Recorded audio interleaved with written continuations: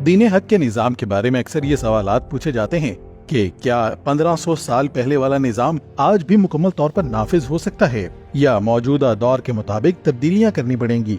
अगर की जाएं तो ये तब्दीलियां किस नौइयत की होंगी और किस फिरके के मुताबिक होंगी। इसका सादा सा जवाब ये है कि इस्लामी निज़ाम एक इंतजामी ढांचा नहीं है कि इसे जमहूरियत, आमरियत या सोशलिज्म की तरह नाफिज कर दिया जाए। दीन हक का निज़ाम तो दरअसल वो तरबियत है जो एक आदमी को हकीकी मानों में इंसान बनाती है, क्योंकि इस्लाम जहाँ मुकम्मल तौर पर इंतजामी ढांचा, कवानीन और इदारों का निज़ाम पेश करता है, वहीं इंसान की बुनियादी इखलाकी, रूहानी और मुआशरती तरबियत को भी अव्वलीन अहमियत देता है।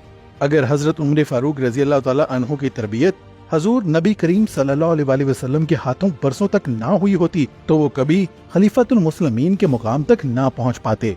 अगर नबी आखिर ज़मान हजूर अक़दस सल्लल्लाहु अलैहि वसल्लम की हुकूमत का मॉडल देखें तो हमें नजर आता है कि इस मॉडल में तमाम ताकत का मंबा और तमाम कार्रवाइयों का महवर व मरकज मस्जिद नजर आती है, जहाँ बैठकर इस्लामी हुक्मरान जंगों के काफिले भी रवाना कर रहा है, तालीम और तरबियत भी कर रहा है, आवाम से मुलाकात भी है और मुकदमों के फैसले भी हो रहे हैं।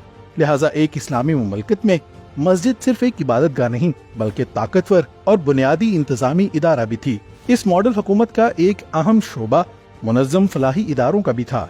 आकाए दो जहान नबी अकरम सल्लल्लाहु अलैहि वसल्लम ने जहाँ यतीमों की कफालत को अव्वल दर्जे की नेकी करार दिया और यतीमों को मुखय्यर हजरात की जिम्मेदारी करार दिया, वहीं हजरत उमर रज़ी अल्लाह तआला अन्हु ने बाकायदा यतीम खाने बनाकर सैकड़ों बच्चों की कफालत का मुनज़्ज़म एहतमाम किया, जहाँ ये सब बच्चे हुकूमत की जिम्मेदारी थे और किसी के रहम करम पर नहीं थे। मुखय्यर हजरात यतीम खाने में अतियात देकर अपना फर्ज निभा रहे थे। इसी तर्ज पर इस्लामी हुकूमत में कई जदीद फलाही इदारे भी बनाए, जिसमें शफा खाने, खतरनाक और लंबी बीमारियों में मुब्तला लोगों के लिए रिहाइशें, तन्हा औरतों के लिए पनाहगाहें और माजूर बच्चों के लिए वज़ाइफ शामिल थे।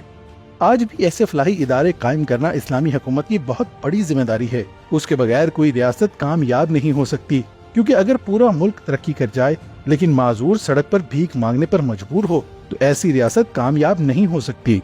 पाकिस्तान के क़याम का मकसद ही दीन हक के निज़ाम का नफाज था, यही इसकी मंजिल है। पाक वतन को अपनी मंजिल तक पहुँचने से रोकने के लिए जितने मर्जी रोड़े अटकाए जाएं, ये अपनी मंजिल तक पहुँच कर ही रहेगा। यहाँ दीन हक का निज़ाम एक न एक दिन आना ही है, क्योंकि ये बात अहादीस में मरकूम है कि एक वक्त आएगा कि सारी दुनिया में इस्लाम का बोलबाला होगा। इस निज़ाम के लिए हमें बस अपनी कोशिश जारी रखनी है।